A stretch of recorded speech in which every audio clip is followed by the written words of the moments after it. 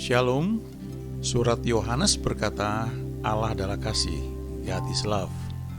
Kemudian di Pengkhotbah 3 ayat 11a dikatakan bahwa Ia membuat segala sesuatu menjadi indah pada saatnya masing-masing.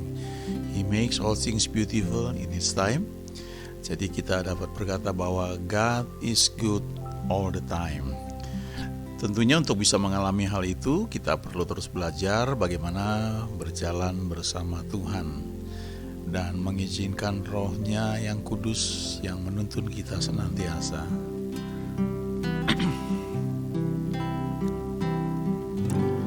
Roh Kudus hadir di sini,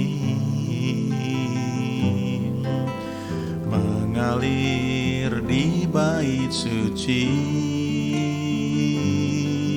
Perkara ajaib pun terjadi, kuasa mujizat nyata, karena Roh Allah sedang bekerja. Roh Kudus hadir di sini, mengalir di bait suci. Perkara ajaib pun terjadi, kuasa mujizat nyata, karena Roh Allah sedang bekerja. Tiada yang mustahil dan tiada yang sukar bila Roh Allah turut bekerja. Tiada yang mustahil bagi orang percaya, karena Roh Allah turut bekerja di antara kita.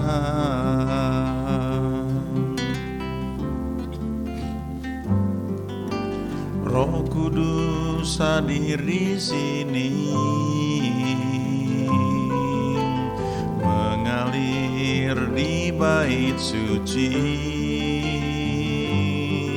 Perkara ajaib pun terjadi, kuasa mujizat nyata, karena Roh Allah sedang bekerja. Tiada yang mustahil dan tiada yang sukar bila Roh Allah turut bekerja.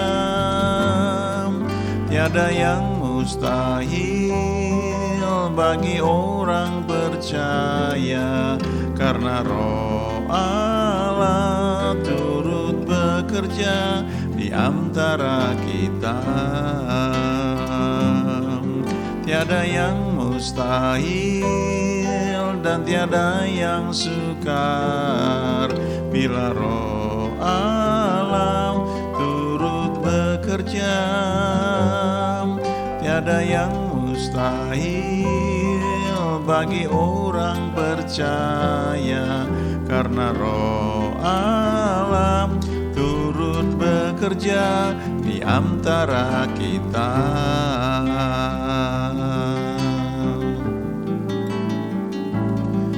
Tiada yang mustahil dan tiada yang sukar bila Roh Allah turut bekerja. Tiada yang mustahil bagi orang percaya, karena Roh Allah turut bekerja di antara kita. Karena Roh Allah turut bekerja, karena Roh Allah turut bekerja, karena Roh Allah turut bekerja di antara kita.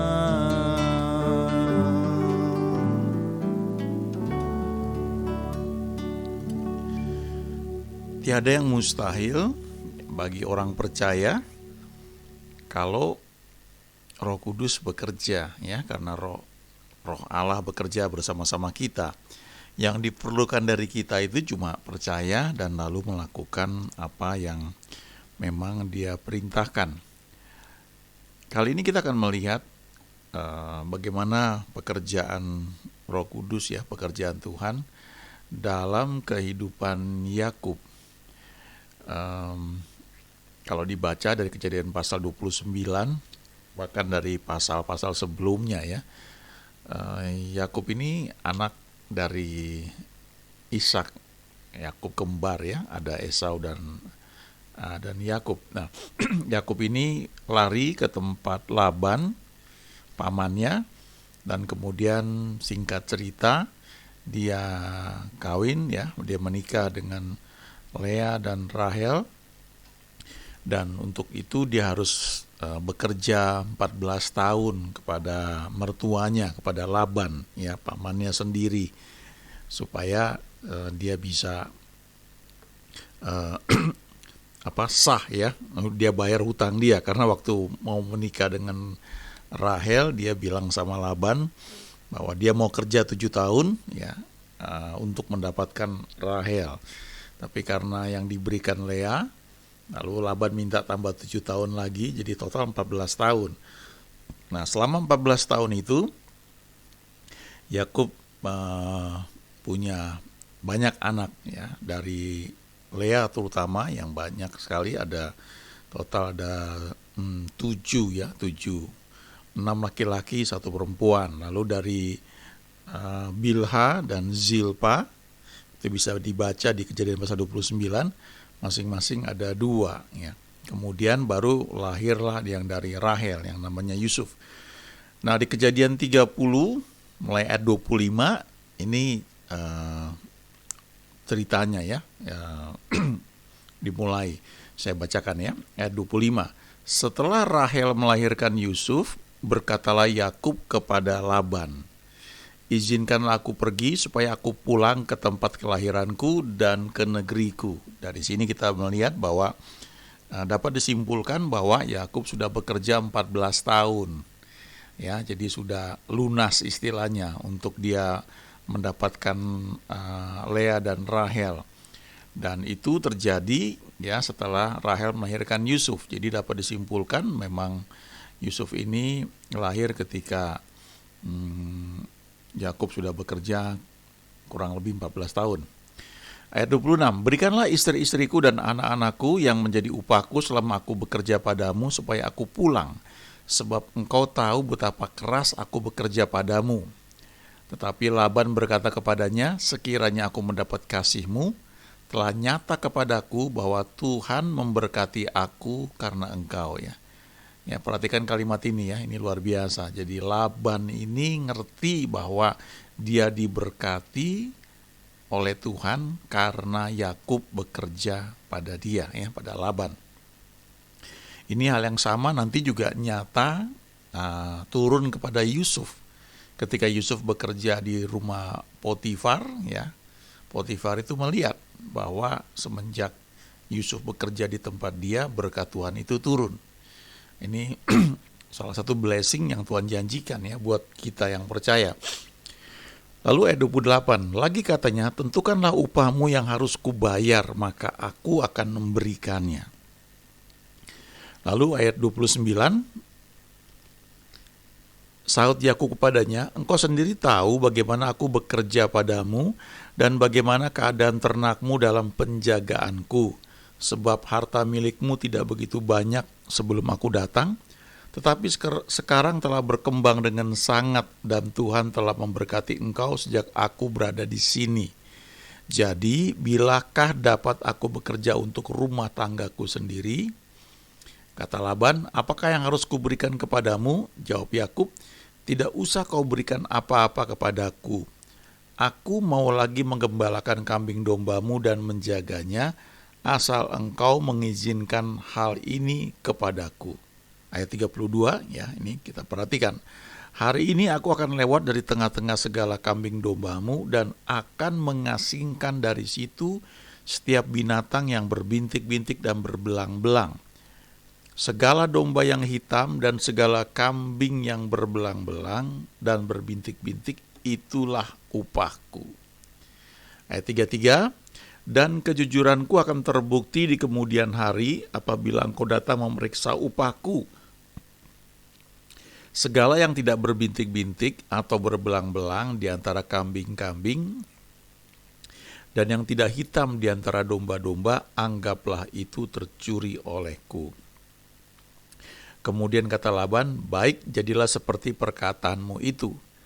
Lalu diasingkannya lah pada hari itu kambing-kambing jantan yang bercoreng-coreng dan berbelang-belang, dan segala kambing yang berbintik-bintik dan berbelang-belang, segala yang ada warna putih pada badannya, serta segala yang hitam di antara domba-domba, dan diserahkannya lah semuanya itu kepada anak-anaknya untuk dijaga.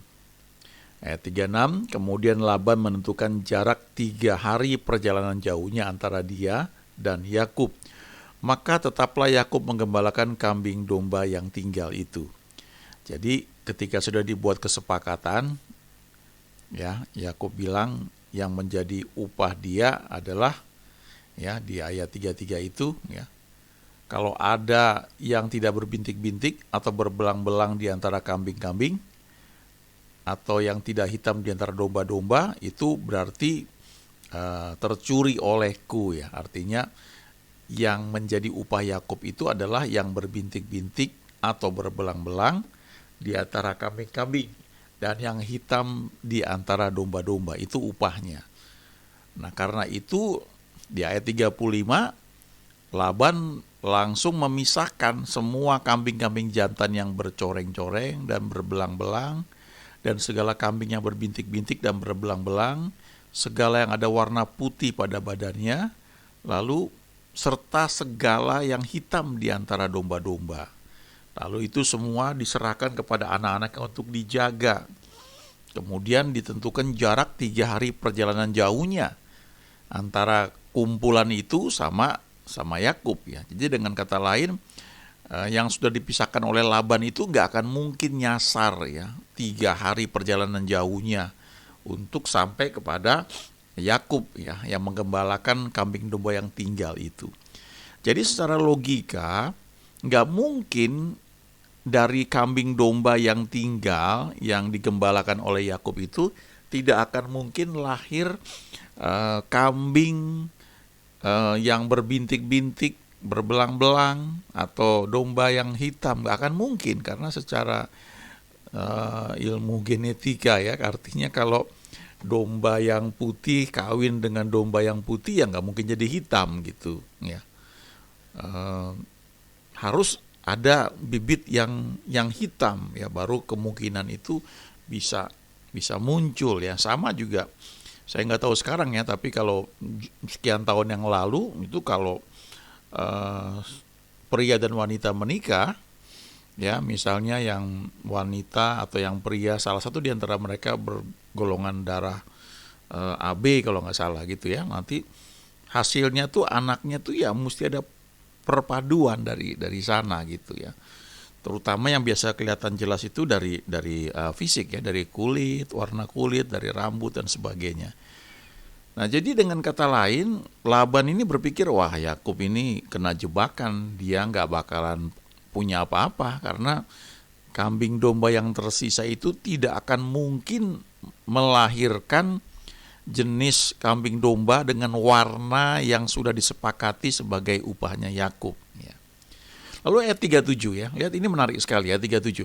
Lalu Yakub mengambil dahan hijau dari pohon hawar, pohon badam, dan pohon berangan, dikupasnya lah dahan-dahan itu sehingga berbelang-belang sampai yang putihnya kelihatan.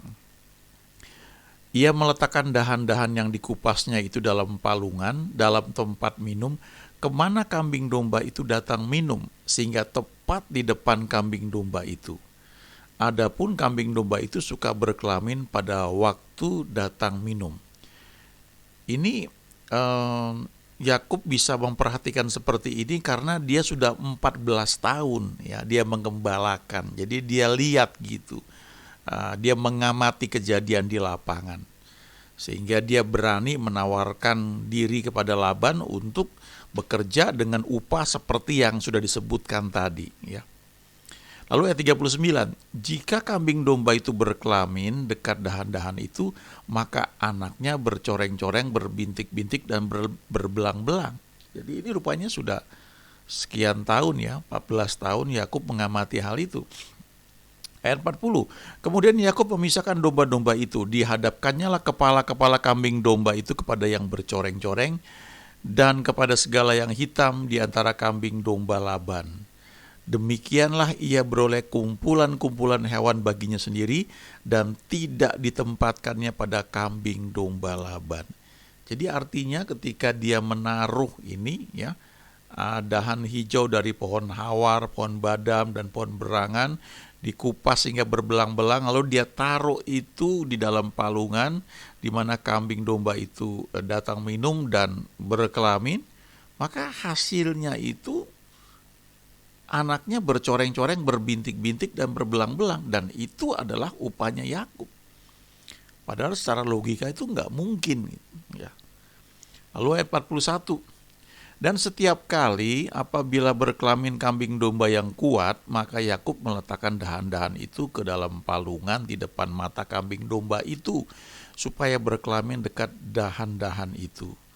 Tetapi apabila datang kambing domba yang lemah, ia tidak meletakkan dahan-dahan itu ke dalamnya.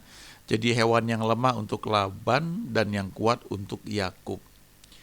Jadi rupanya dia perhatikan. Jadi kalau kambing dombanya ini yang lagi kawin ini lemah ya, dia nggak taruh itu dahan-dahan tersebut yang berbelang-belang itu, sehingga ternyata ketika nggak ada dahan itu, yang lahir itu jadi hewan yang bukan upahnya Yakub ya, karena upahnya yang disepakati itu kan berbintik-bintik, berbelang-belang ya, yang seperti itu.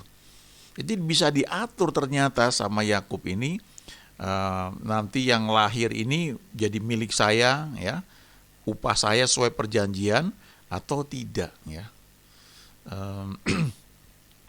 Sekian tahun yang lalu saya pernah dengar ada dokter di Jakarta ini yang dia bisa menangani pasangan suami istri yang ingin punya anak, yang mungkin mereka sudah berusaha sekian lama tidak punya anak. Ya, ada teman juga yang secara logika itu istrinya nggak mungkin katanya melahirkan, tapi akhirnya bisa melahirkan ya, punya anak kembar juga dan sebagainya. Nah, dokter ini yang saya pernah dengar dia belajar di Jerman, dia pelajari banyak hal dan dia kasih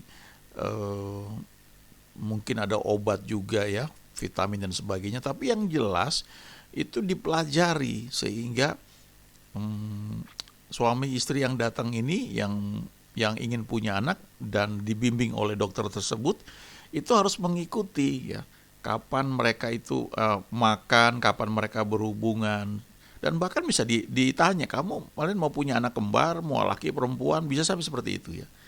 Nah, ini kira-kira Yakub tuh seperti itu. Cuma Yakub bukan dokter ya.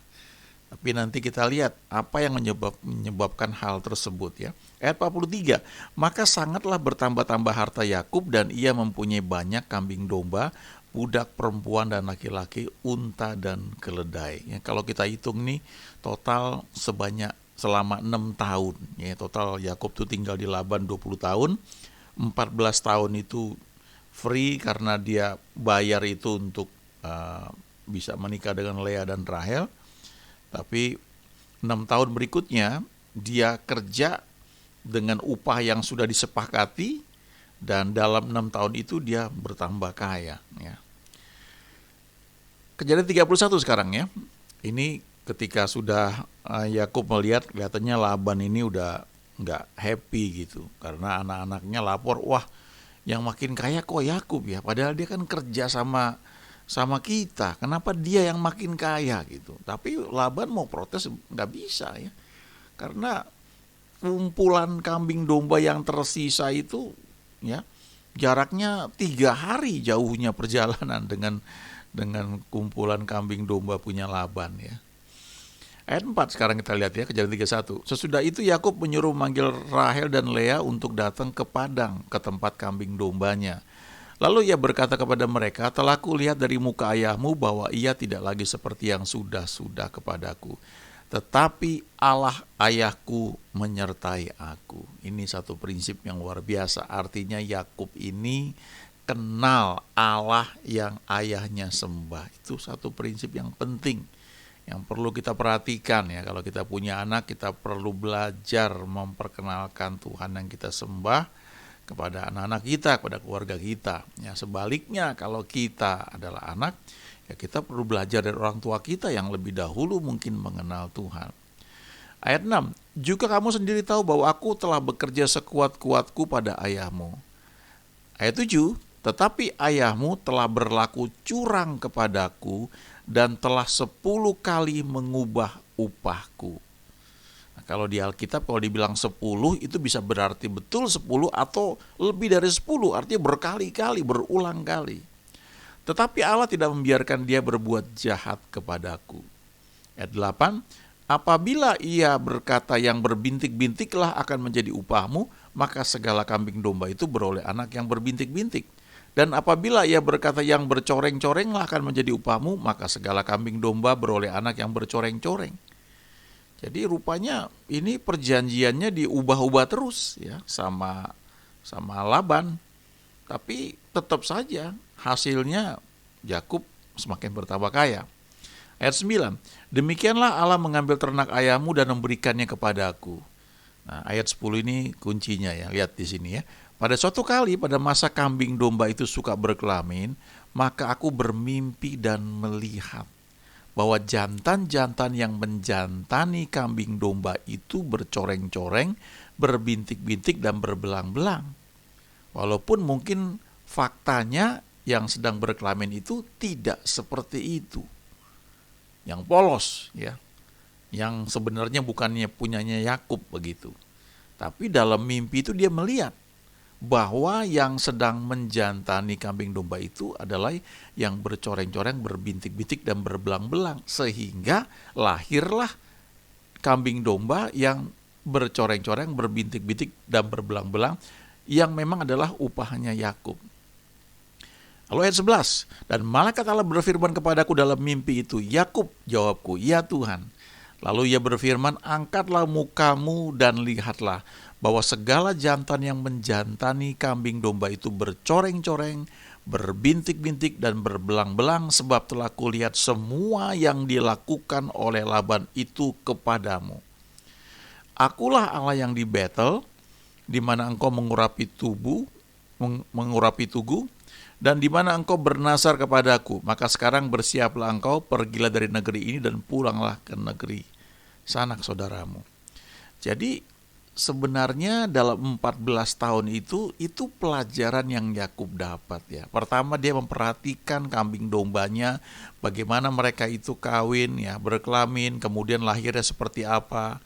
Dan pada masa itu ternyata dia itu bermimpi dan ada malaikat Tuhan yang datang. Jadi ini bicara tentang campur tangan Tuhan dalam kehidupan Yakub. Ya, ada intervensi ilahi karena Yakub ini ternyata berjalan bersama Tuhan. Dia kenal Allah yang disembah oleh Ishak, ayahnya. Waktu dia mau pergi ke Padan Aram ya, ke rumah Laban, dia bermimpi, dia sampai di Betel. Dia lihat ada tangga yang dibangun ujungnya sampai ke langit, dan dia lihat malaikat-malaikat Allah turun dan naik lewat tangga tersebut. Lalu ada firman Tuhan kepada dia. Nah, pada waktu dia bekerja di rumah Laban, dia dapatkan lagi mimpi. Dan Tuhan bilang, angkatlah mukamu dan lihatlah. Ya, bahwa segala jantan yang menjantani kambing domba itu bercoreng-coreng, berbintik-bintik dan berbelang-belang. Ini firman Tuhan. Walaupun faktanya mungkin yang sedang menjantani kambing domba itu adalah yang polos atau yang putih yang adalah miliknya Laban. Tapi malaikat Tuhan bilang dalam mimpi itu, kamu lihat bahwa segala jantan yang menjantani kambing domba itu bercoreng-coreng, berbintik-bintik dan berbelang-belang. Ini namanya firman Tuhan, satu kebenaran. Kebenaran itu akan mengubah fakta kalau kita percayai dan kita pegang terus. Nah, kenapa Yakub perlu menggunakan daun dahan hijau dari pohon hawar, pohon badam, dan pohon berangan? Kemudian dia perlu kupas dahan-dahan itu sehingga berbelang-belang sampai yang putihnya kelihatan, karena itu untuk menolong dia membayangkan ya apa yang dia dapat dalam mimpinya, karena mimpinya itu kan dia dapat mungkin sekian tahun yang lalu ya. Dia udah mulai praktekkan begitu. Sekarang bagaimana dia itu mengingat apa yang Tuhan katakan, maka dia gunakan dahan hijau yang dikupas itu sampai berbelang-belang. Sehingga itu menolong dia untuk mengimajinasikan bahwa kambing domba yang sedang berkelamin itu adalah berbintik-bintik, berbelang-belang.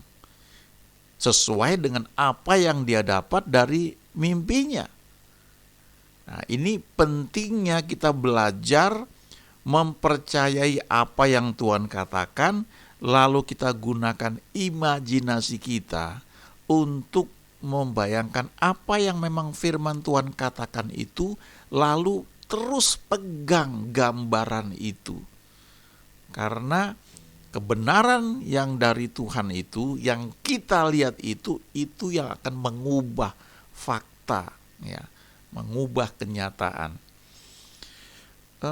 Jadi Yakub ini belajar ilmu menggunakan imajinasi, ya.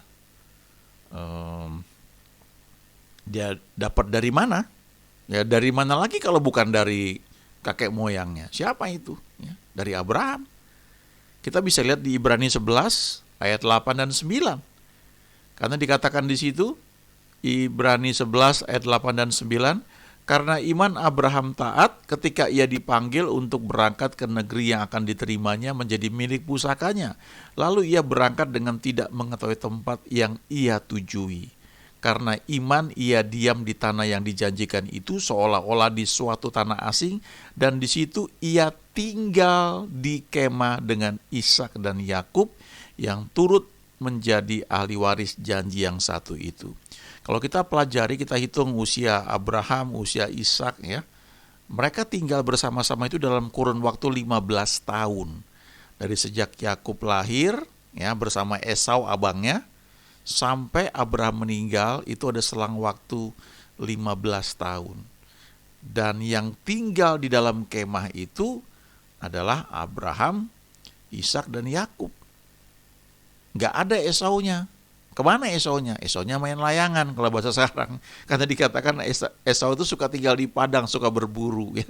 Sayang dia kehilangan pelajaran berharga dari kakeknya. Ya. Sebaliknya Yakub tinggal di kemah. Dia dengerin terus cerita pengalaman dari kakeknya yang luar biasa tentang iman.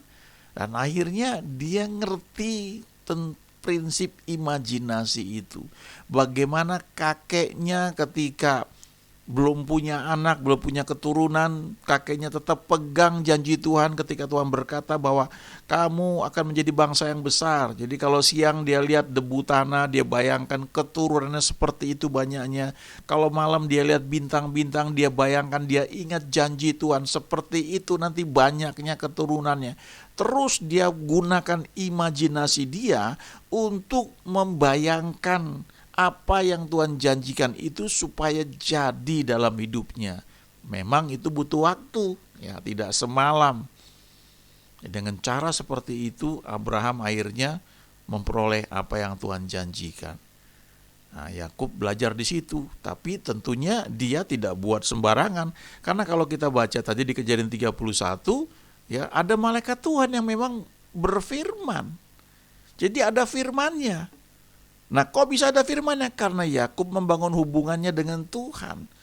Jadi poinnya kembali lagi adalah kita punya hubungan dengan Tuhan, kita kenal firman-Nya, kita tahu janjinya.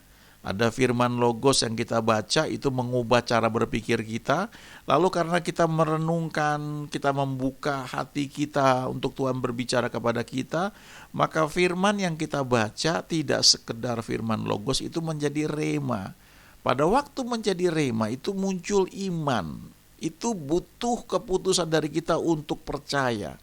Pada saat itu iman muncul, dia bertumbuh Dan kita perlu jaga lewat perkataan kita, apa yang kita lihat, supaya tidak gugur istilahnya. Karena dia butuh waktu untuk bertumbuh, untuk kemudian meraih apa yang Tuhan janjikan. Itu sebabnya ya, ada lagu yang suka dinyanyikan seperti ini ya. Yang lemah dikuatkan, yang miskin diperkaya. Ya, bahasa Inggrisnya, let the weak say I am strong, let the poor say I am rich. Biarlah yang lemah berkata, ku kuat. Biarlah yang miskin berkata, aku kaya. Kenapa begitu? Ada firman-Nya. Jadi kita tidak bergantung pada apa yang kita lihat dengan mata kita. Kita putuskan percaya firman Tuhan, kita ucapkan, kita akui, dan pengakuan itu menolong kita untuk membayangkan. Ya, jadi ada satu sisi sebenarnya waktu kita merenungkan firman Tuhan, kita memperkatakan, ada sisi yang namanya menggunakan imajinasi. Ya, itu bukan mantra ya. Misalnya Mazmur 91 kita udah hafal, tapi kok kayaknya powerless, nggak ada powernya, karena kita kurang membayangkan, merenungkan firman itu begitu rupa ya. Coba kalau kita baca, jangan hanya datar saja, tapi bayangkan apa yang Tuhan katakan dalam Mazmur tersebut ya. He who dwells in the secret place of the Most High shall abide in the shadow of the Almighty. Orang yang duduk dalam lindungan yang maha tinggi dan bermalam dalam naungan yang maha kuasa. Nah, itu waktu kita ngomong seperti itu, dengan teduh kita bayangkan, wow ya, seperti apa kira-kira kita itu tinggal in the secret place, tempat rahasia yang gak semua orang tahu ya. Bagaimana kita membangun hubungan dengan Dia. Nah, itu menolong kita untuk bisa membayangkan seperti apa janji Tuhan itu. Powernya sangat-sangat luar biasa. Sebab masalah imajinasi itu saja, kalau kita baca Kejadian 11, ketika orang-orang mau buat Menara Babel, itu firman Tuhan berkata, mulai dari sekarang apapun yang mereka imajinasikan, apapun yang mereka rencanakan, walaupun dalam bahasa aslinya itu konteksnya itu menunjuk kepada sesuatu yang negatif, dan itu bisa jadi.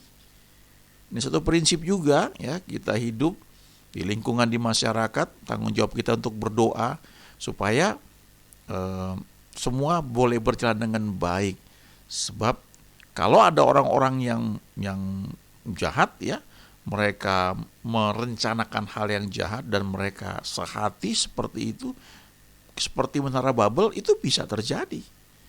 Tapi ketika Tuhan intervensi, dikacaukan bahasa mereka, akhirnya Menara Babel itu bubar, nggak jadi. Nah, jadi ada hal yang perlu kita perhatikan di sini, ya, bahwa kalau kita dirancangkan dengan baik, ya, di plan, itu bisa jadi. Kita mungkin pernah dengar negara komunis seperti Rusia dulu ya, Uni Soviet, mereka tidak percaya Tuhan ya, katanya seperti itu. Tapi toh mereka juga bisa buat teknologi yang hebat ya. Kenapa begitu? Karena memang ada power yang tersedia dalam diri manusia itu tentang imajinasi yang memang dibuat seperti itu oleh Tuhan. Tapi di Kejadian 11 itu ketika dikacaukan bahasa mereka, semuanya bubar.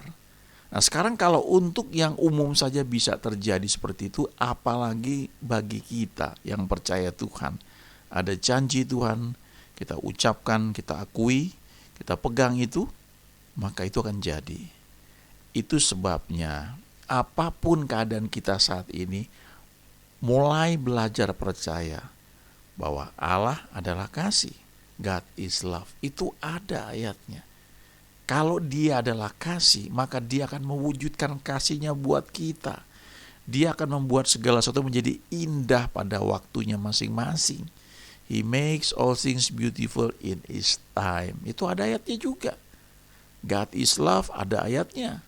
Dan oleh karena itu kita bisa berkata God is good all the time.